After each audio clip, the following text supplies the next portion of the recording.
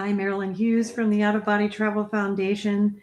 Tales of the Mendicant Preachers today, St. Theognostos, on the practice of the virtues. This will be short because every word is very packed with wisdom.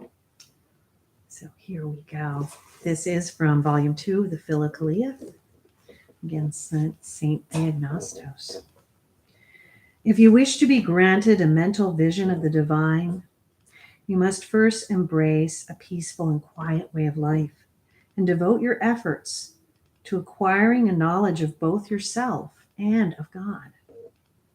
If you do this and achieve a pure state untroubled by any passion, there is nothing to prevent your intellect from perceiving, as it were in a light breeze, Him who is invisible to all.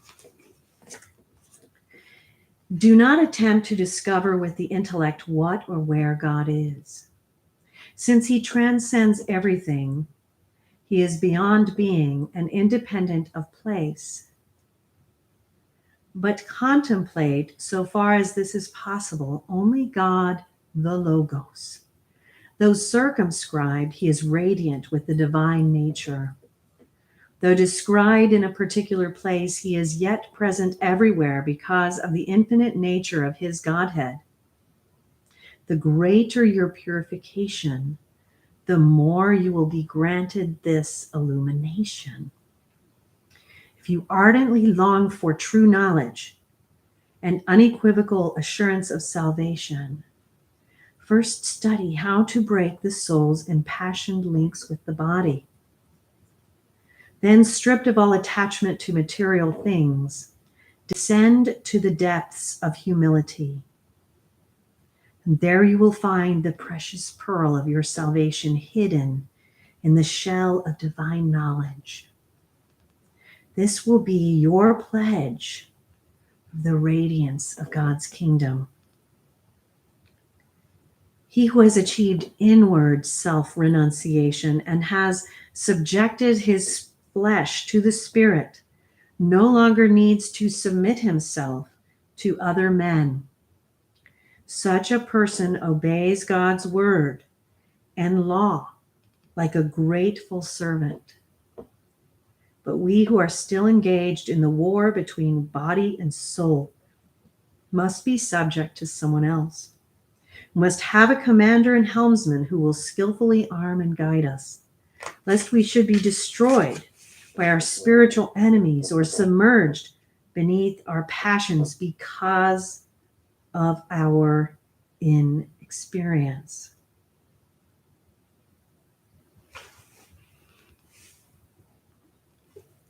Ponder deeply on the angelic honor of which you have been found worthy.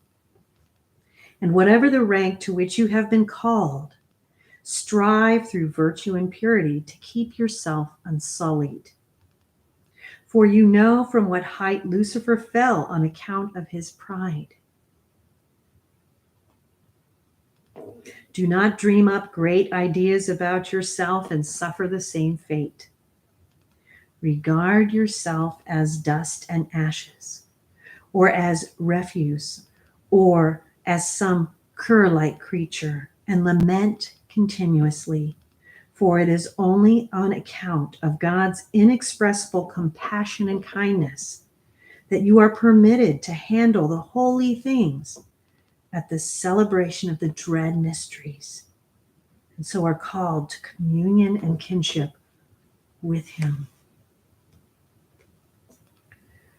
When your tears have washed you whiter than snow, and your conscience is spotless in its purity, and when the angel-like whiteness of your outer garments reveals your soul's inner beauty, then and only then you may in holiness touch holy things.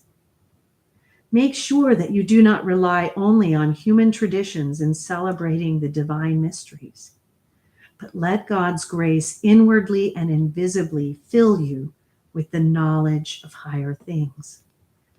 That happens through the mystical, the out-of-body travel experience, and of course, spiritual reading and listening, as you're doing right now.